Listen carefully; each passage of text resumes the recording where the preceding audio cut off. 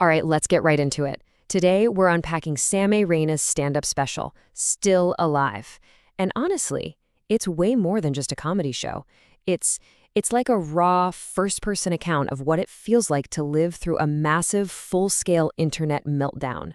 Samay himself brings up this famous line from George Orwell. And it really sets this stage, right? This idea that comedy isn't just about making people laugh.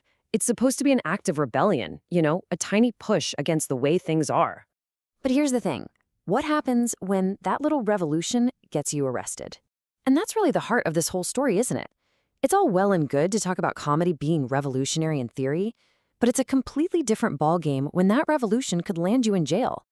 So to really get the impact of the fall, we've got to look at the peak.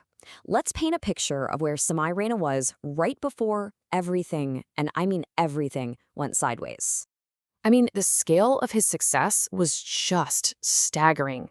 At his absolute peak, his show, India's Got Latent, was pulling in 4 crore, that's 40 million unique viewers, every single month. He wasn't just some YouTuber, he was a full-blown phenomenon. And man, was he flying high. You couldn't escape him. Like, every third reel you scrolled through on Instagram was his. He was in the middle of selling out this massive 50,000-ticket US tour.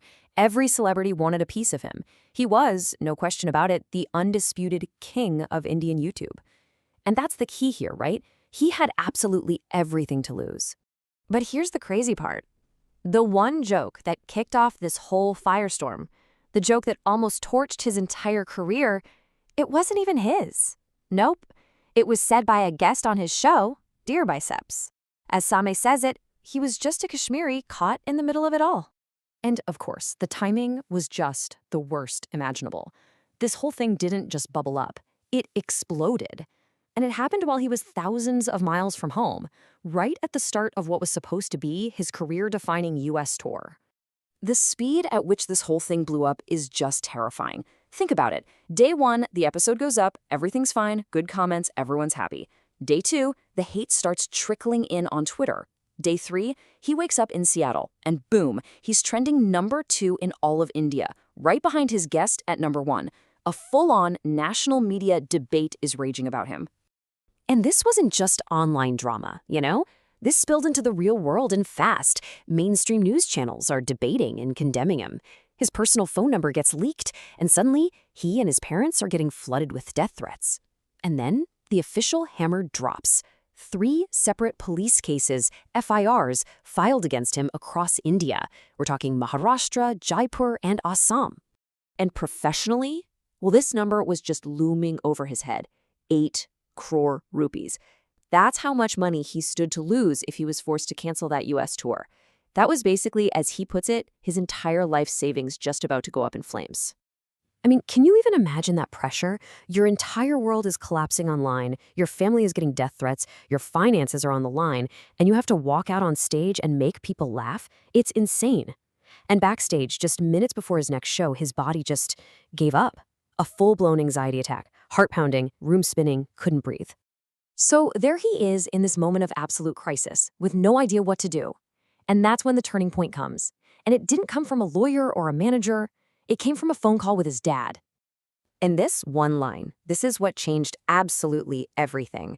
His father, a man who had himself lost everything, his home in Kashmir, gave him this just incredible piece of perspective. He said, "The show exists because of you. You don't exist because of the show." He basically reminded Samay that all of it, the fame, the show, it's just something he created. It doesn't define him. He is the source, not the thing he made. And with those words, everything shifted.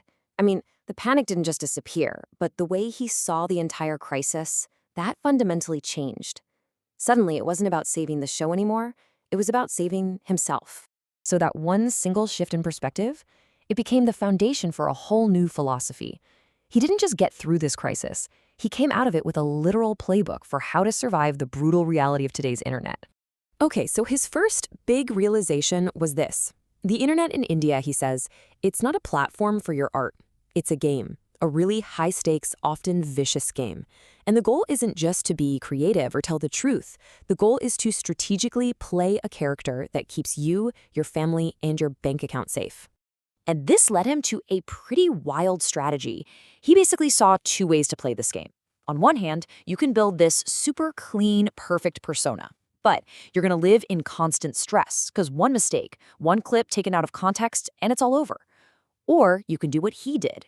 You can intentionally create a public character that's even more of an asshole than you actually are. Now, why would you do that? Because it's a shield. It's actually liberating. Nobody expects you to be perfect, so when you eventually screw up, people just go, what else did you expect? It actually lowers the stakes. But this whole strategy, it comes from somewhere much deeper than just internet tactics. He calls it Kashmiri Pundit wisdom, a philosophy that basically comes from the generational trauma of his entire community being forced out of their homes. It's a super pragmatic, kind of non-heroic way to survive. Step 1, only pick a fight if it's a fair fight. Step 2, know when you have absolutely zero chance of winning. And step 3, when the state, the media, and a mob are all coming at you, you don't fight. You flee. You survive so you can live to fight another day.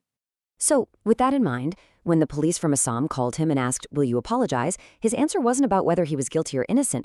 It was a purely calculated move right out of his new playbook. Come on, he's a comedian up against the chief minister of an entire state. That's not a fair fight. So the apology, that was a strategic retreat. It wasn't a confession. It was just survival. So after all that, the chaos, the anxiety attacks, the death threats, the police cases, what was the final price for this one joke? Well, the way it ended was just as absurd as how it started.